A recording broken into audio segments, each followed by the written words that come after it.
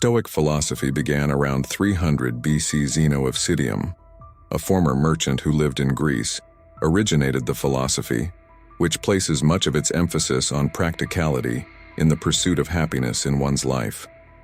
Some of the most notable practitioners of Stoicism include Seneca, Epictetus, and Marcus Aurelius.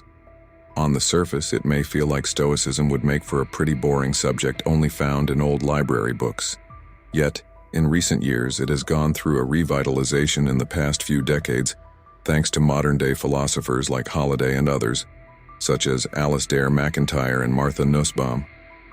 So, why is Stoicism still relevant today, and how can it help modern-day people? As Holiday tells Finding Mastery, a Stoic doesn't control the world, but they always control how they respond to the world. So it's a really great philosophy if you're doing something.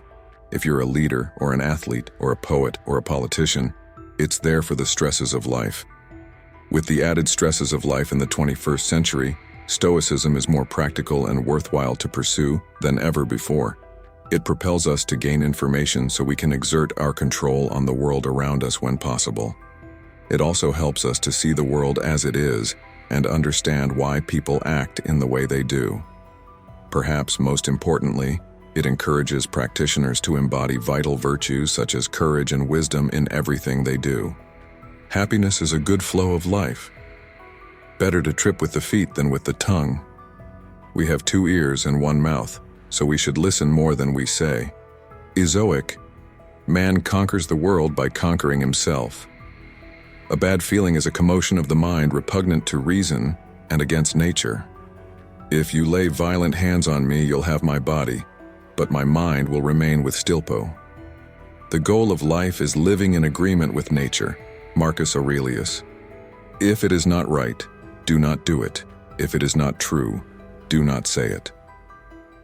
Think of the life you have lived until now as over, and as a dead man, see what's left as a bonus and live it according to nature. Love the hand that fate deals you and play it as your own, for what could be more fitting? You could leave life right now.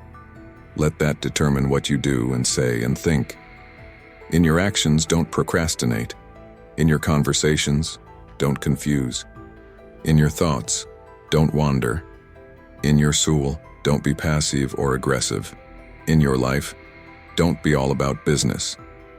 It's time you realized that you have something in you more powerful and miraculous than the things that affect you and make you dance like a puppet. The best revenge is not to be like your enemy. Waste no more time arguing what a good man should be. Be one. If anyone can refute me, show me I'm making a mistake or looking at things from the wrong perspective, I'll gladly change. It's the truth I'm after, and the truth never harmed anyone. Choose not to be harmed, and you won't feel harmed. Don't feel harmed, and you haven't been. Be tolerant with others and strict with yourself. It never ceases to amaze me. We all love ourselves more than other people, but care more about their opinion than our own. Let us prepare our minds as if we'd come to the very end of life. Let us postpone nothing. Let us balance life's books each day. The one who puts the finishing touches on their life each day is never short of time. The good life for man is the life spent in seeking for the good life for man, and the virtues necessary for the seeking are those which will enable us to understand what more and what else the good life for man is. Stoic. It is only by participation in a rational, practice-based community that one becomes rational. Man is essentially a storytelling animal, but a teller of stories that aspire to truth. Stoic. The exercise of the virtues is itself a crucial component of the good life for man. I can only answer the question, what am I to do? If I can answer the prior question, of what story or stories do I find myself a part? Martha Nussbaum, Stoic. Knowledge is no guarantee of good behavior, but ignorance is a virtual guarantee of bad behavior. To be a good human being is to have a kind of openness to the world, an ability to trust uncertain things beyond your own control. Stoic. As human beings, we ought to be vulnerable. We shouldn't try to say that we can be self-sufficient or do everything that's necessary for a good life on our own, because we need other people. Life is about more than earning a living. And if you're not in the habit of thinking about it, you can end up middle-aged or even older and shocked to realize that your life seems empty. You can't really change the heart without telling a story. Business leaders love the humanities because they know that to innovate, you need more than rote knowledge. You need a trained imagination. When you start to feel overly stressed, Stoicism may actually be a great way to ease your worries. According to a study published in the Journal of Evidence-Based Psychotherapies, Stoicism is one of the pillars of cognitive behavioral therapy, CBT, a popular type of therapy mental health professionals often guide their patients through. Researchers found that Albert Ellis and David Burns, two of the top developers of CBT, based part of their practice on what Stoicism teaches. The researchers write, "There is significant agreement between Ellis and Burns in their approach to mental disturbance, both relying on the bedrock of Stoic philosophy.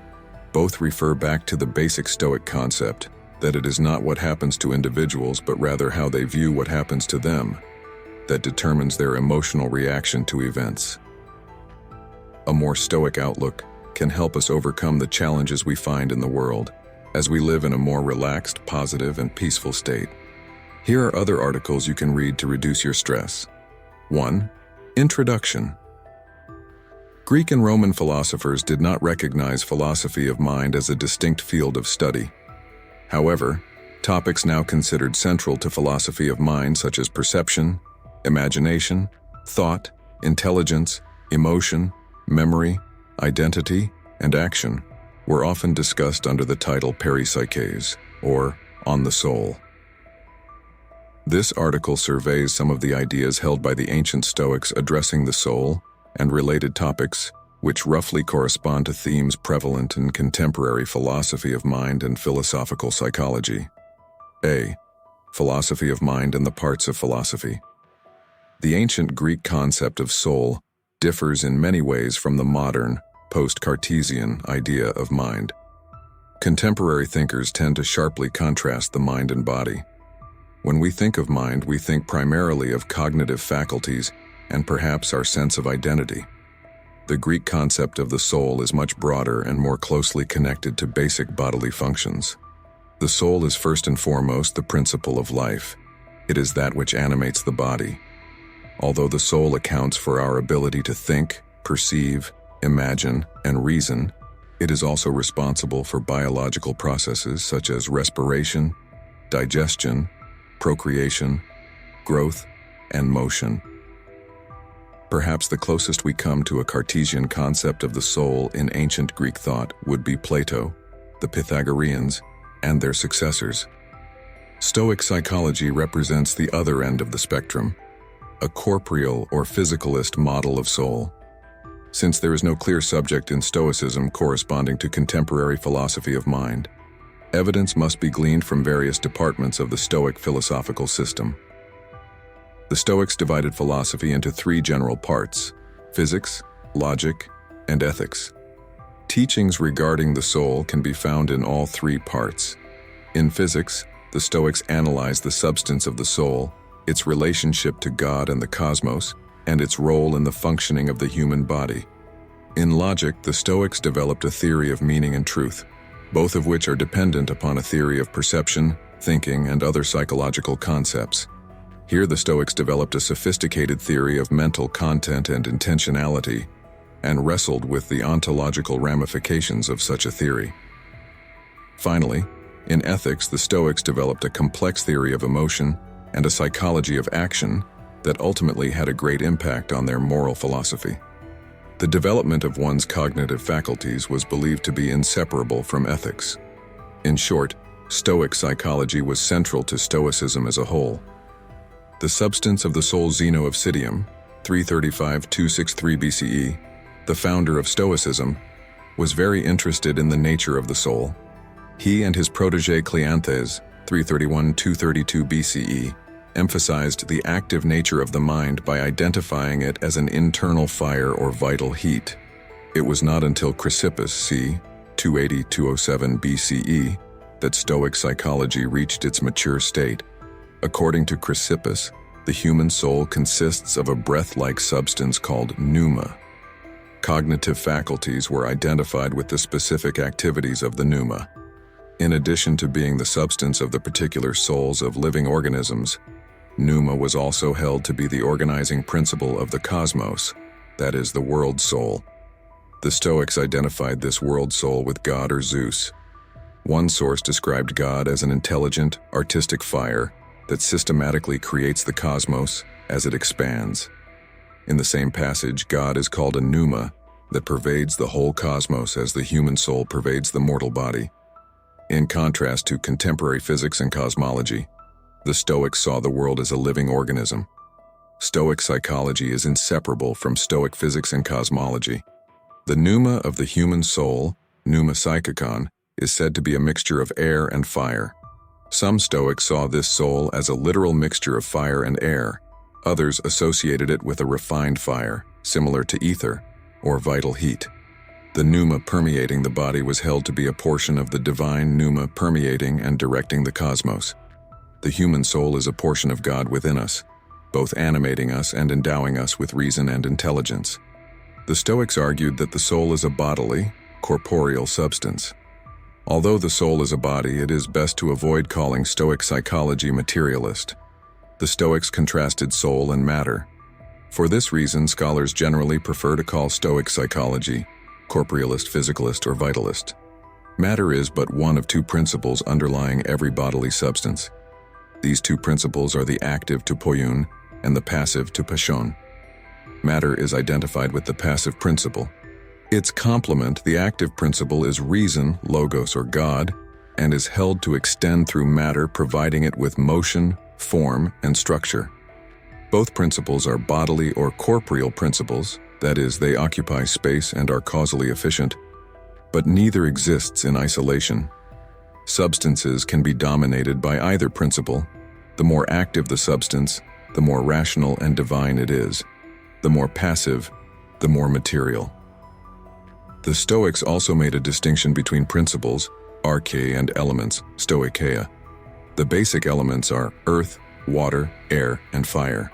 Earth and water are heavy, passive elements, dominated by the passive principle. Air and fire, on the other hand, are active and closely connected with sentience and intelligence. The Stoics held that the soul is nourished from the exhalations from the passive elements. Biological bodies are distinguished from non-biological bodies by the presence of a specific kind of activity, associated with the presence of the active elements in the body. Pneuma and tension, and the Scala Naturae Pneuma was the central theoretical tool of both Stoic physics and Stoic psychology. In contrast to the atomists, the Stoics argued for a continuum theory which denied the existence of void in the cosmos. The cosmos was seen as a single continuum of pneuma-charged substance.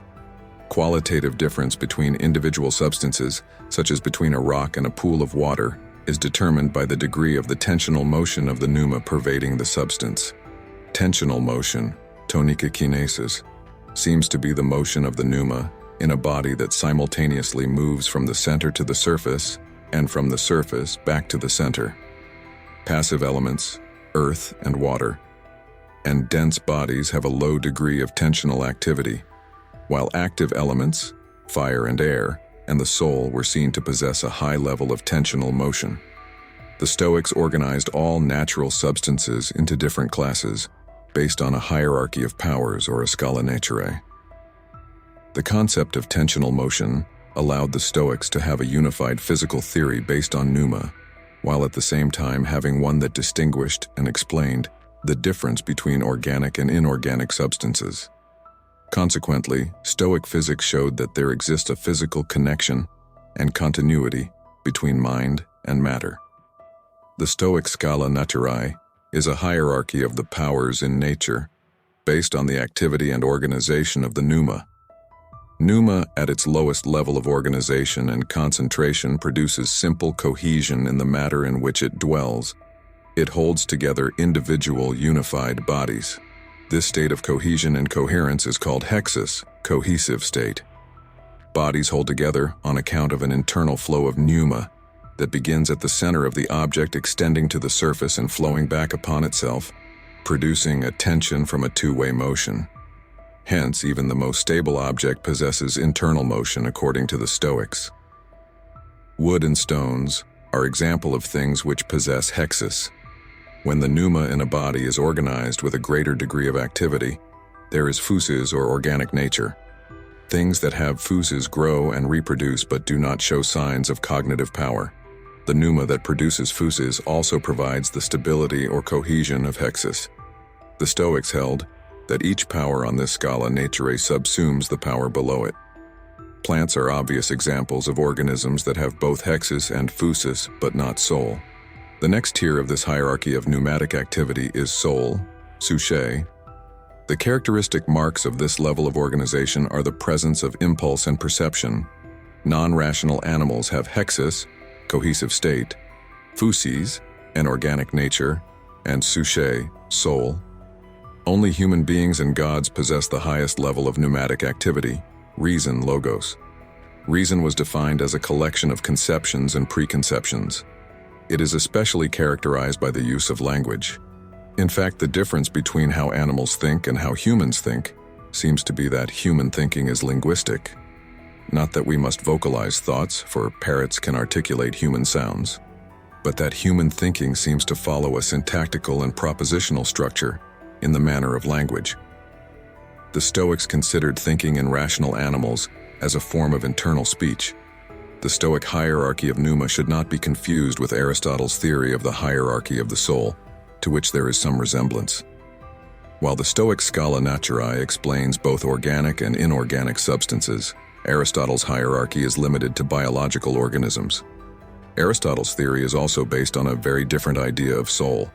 The physical theory underlying Stoic psychology has some rather startling implications. For example, the Stoics held that active substances could pervade passive substances. Hence, the soul, which is a body, is able to pervade the physical body. The soul does not pervade the body like the water in a sponge, that is, by occupying interstitial spaces. Rather, the Stoics held that the corporeal pneuma occupied the exact same space as the passive matter. That is, both substances are mutually coextended, antiparectasis. The soul permeates the body in the same way as heat pervades the iron rod, occupying the same space but being qualitatively distinct. The Stoics called this sort of mixture crasis or total blending. Total blending should be contrasted with particulate mixture and fusion mixture. An example of a particulate mixture is the mixture of different kinds of seeds. Each seed remains unaffected by the mixture, only the distribution is altered. This is sometimes called juxtaposition. Fusion mixture occurs when the items mixed are physically altered and a new single substance emerges. Once eggs, milk, yeast, and flour are mixed together, a new substance is produced, bread. In contrast to fusion mixture, in total mixture or crasis, the blended substances, such as water and wine, were held to retain their properties and in principle could be separated. A particular and highly controversial characteristic of total blending is that for mutual coextension to occur, it is not necessary that both bodies be of the same in quantity. Thus, Chrysippus provocatively claimed that in total blending, a drop of wine could pervade, coextend through the entire ocean. This is an explicit rejection of Aristotle's theory of mixture in degeneration et corruptione. The pneuma in active substances seems to have great elasticity and is able to exist in a very rarefied form while maintaining distinct properties. The doctrine of pneuma and total blending allowed the Stoics to adopt Plato's definition of death as the separation of the soul from the body. The Stoics, however, used this definition against Plato, arguing that since only physical things can separate from physical things, the soul must be corporeal. Since the soul pervades the body as a crasis-type mixture, separation is possible. The separation seems to occur by a loosening of the tension of the soul. Sleep is said to be a kind of mild relaxing, whereas death is a total relaxing of the tension which results in the departure of the soul from the body. Dying is not the end of a person's existence, according to the Stoics. Once the soul has separated from the body, it maintains its own cohesion for a period of time. Chrysippus and Cleanthes disagreed regarding the fate of the soul after death. Cleanthes held that the souls of all men could survive until the conflagration, a time in which the divine fire totally consumes all matter. Chrysippus, on the other hand, held that only the souls of the wise are able to endure. The souls of the unwise will exist for a limited time before they are destroyed or reabsorbed into the cosmic pneuma. The souls of irrational beasts are destroyed with their bodies. In no case is there any indication that the survival of the soul, after death, had any direct benefit to the individual, or that the Stoics used this as a motivator toward ethical or intellectual behavior. There is no heaven or hell in Stoicism. The time to live one's life and to perfect one's virtues is in the present.